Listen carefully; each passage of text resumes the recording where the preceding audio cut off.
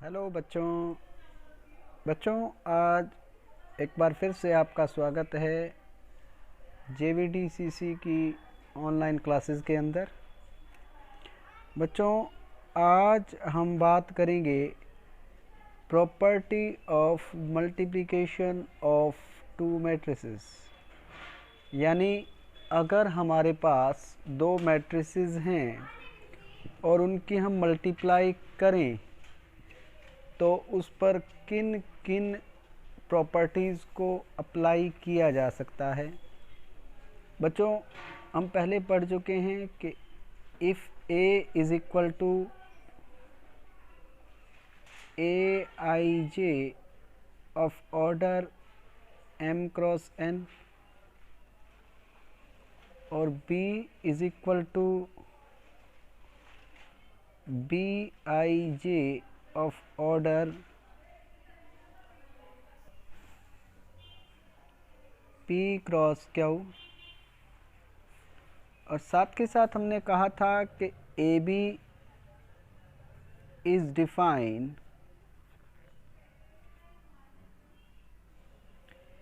if and only if n is equal to p,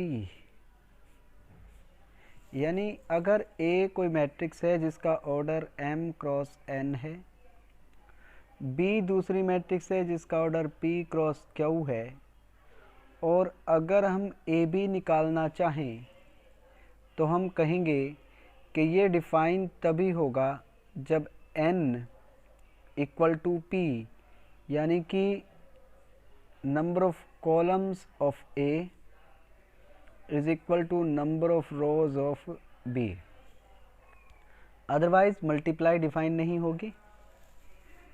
अब हमने ये भी कहा था कि कई बार AB डिफाइन होता है,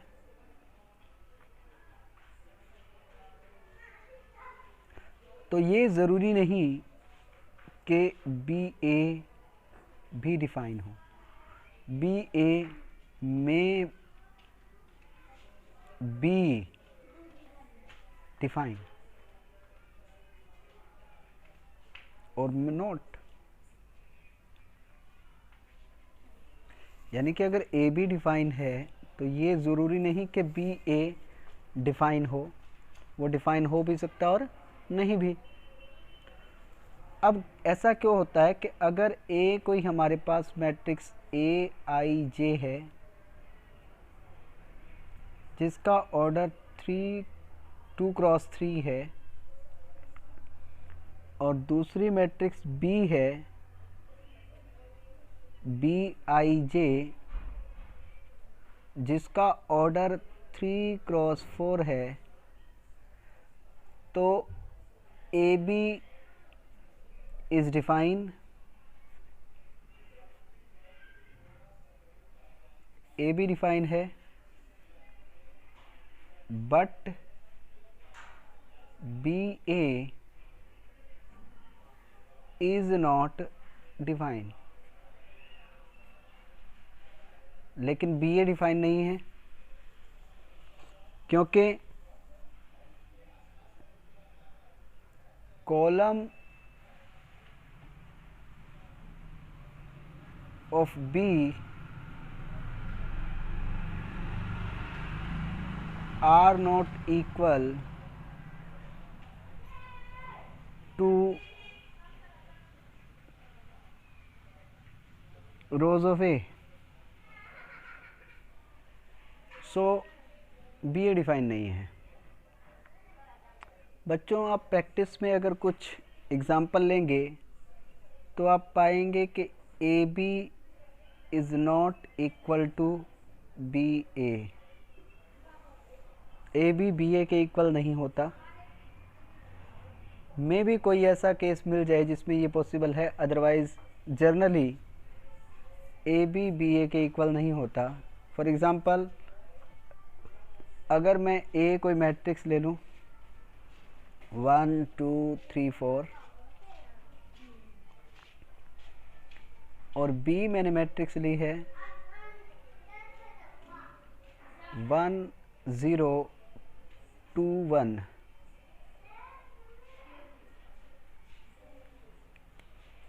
अगर मैं ए बी कैलकुलेट करूं तो पहले मुझे मैट्रिक्स ए लिखनी है 1 2 3 4। फिर मुझे मैट्रिक्स बी लिखनी है 1 0 2 1। तो इसका मतलब हो गया 1 की 1 से मल्टीप्लाई 1 और 2 की 2 से 4, दोनों को ऐड करेंगे तो 5। 1 की 0 से मल्टीप्लाई 0, 2 की 1 से मल्टीप्लाई 2, 3 1 जा 3 और 4 दूनी 8, 8 और 3 11 और ये बन जाएगा हमारे पास 4। यानी कि ए बी जो है वो 5 2 11 4 हमारे पास आता है। जबकि अगर हम बी ए कैलकुलेट करते हैं तो वो बनता है 1 0 2 1 को हम मल्टीप्लाई करेंगे 1 2 3 4 से, तो हमारे पास 1 2 5 8 आता है। मतलब ए बी जो हमारे पास आया 5 2 11 4, वो बी ए जो कि हमारे पास 1 2 5 8 है से डिफरेंट है, अलग है, ये सेम वैल्यू नहीं है।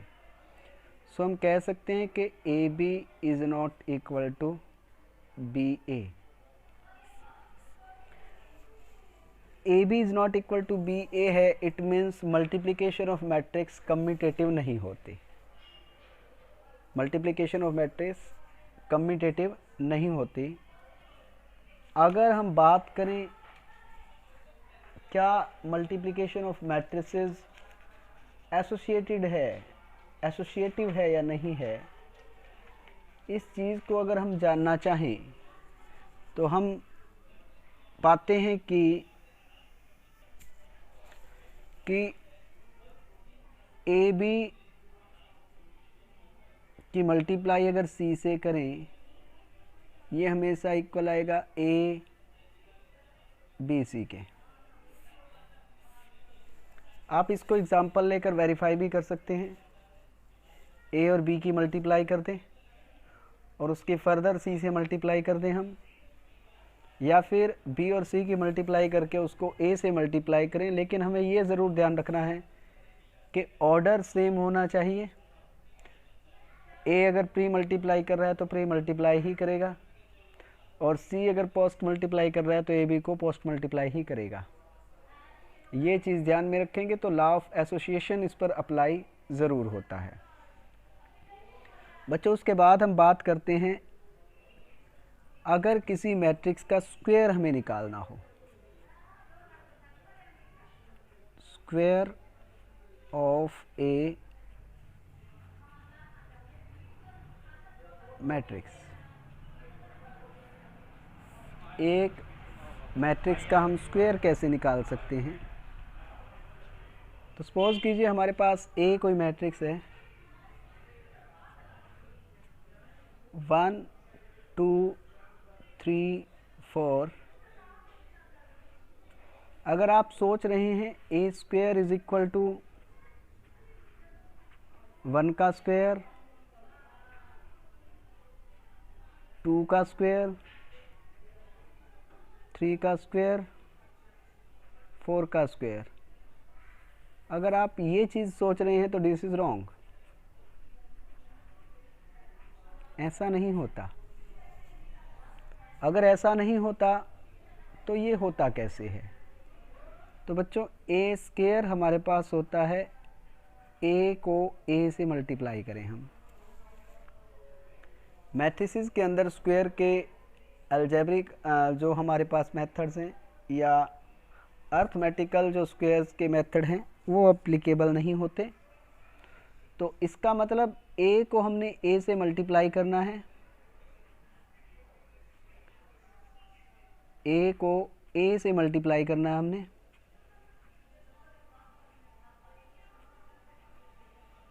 और हम ए स्क्वायर को फाइंड आउट कर सकेंगे। 1 + 6 7 हो जाएगा, 2 + 8 10 हो जाएगा, 3 × 1 3 + 12 3 + 12 15 हो जाएगा, और 6 + 16 26 हो जाएगा।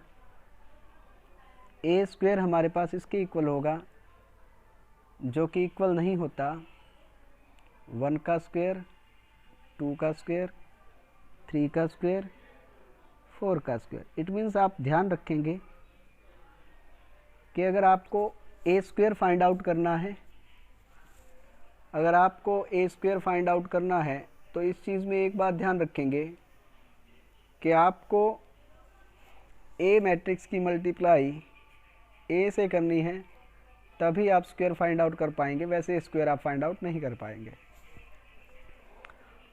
अब बच्चों हमने दो बातें सीखी हैं कि A B is not equal to B A. तो अब हम जानेंगे क्या ए + बी का होल स्क्वायर इक्वल है A square plus 2ab + B square. क्या ए + बी का होल स्क्वायर इक्वल होता है A square + 2ab + B square? तो हम इसको वेरीफाई करते हैं। अगर ए + बी का स्क्वायर मुझे करना है तो मैं इसे लिखूंगा A + B multiply by A + B. ये ए इस ए से मल्टीप्लाई करेगा तो ए स्क्वायर हो जाएगा, और ए जब बी से मल्टीप्लाई करेगा तो ए बी होगा, प्लस बी जब ए से मल्टीप्लाई करेगा तो बी ए होगा, और बी जब बी से मल्टीप्लाई करेगा तो बी स्क्वायर हो जाएगा। बट हमें पता है कि हमेशा A B is not equal to B A. A B जो है वो ऑलवेज बी ए के इक्वल नहीं होता, तो ये बात नॉट इक्वल हो जाएगा, यानी कि ए बी + बी ए जो है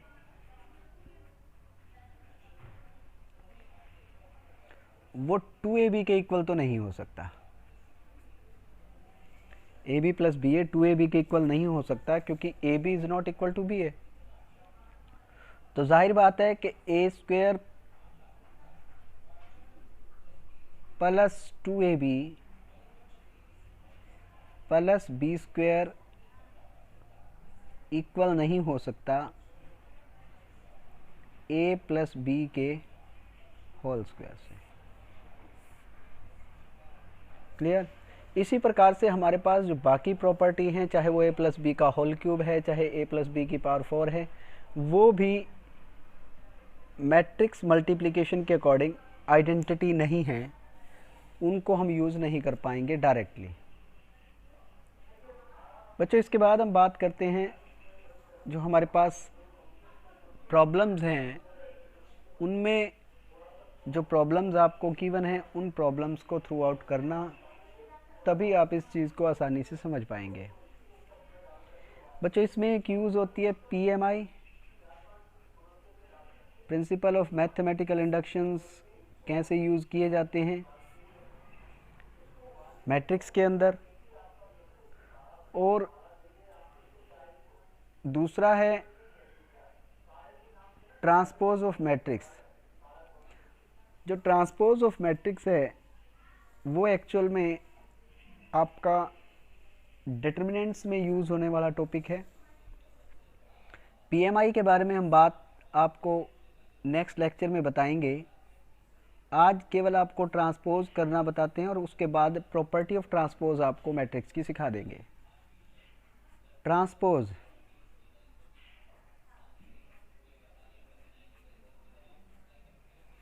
ऑफ मैट्रिक्स,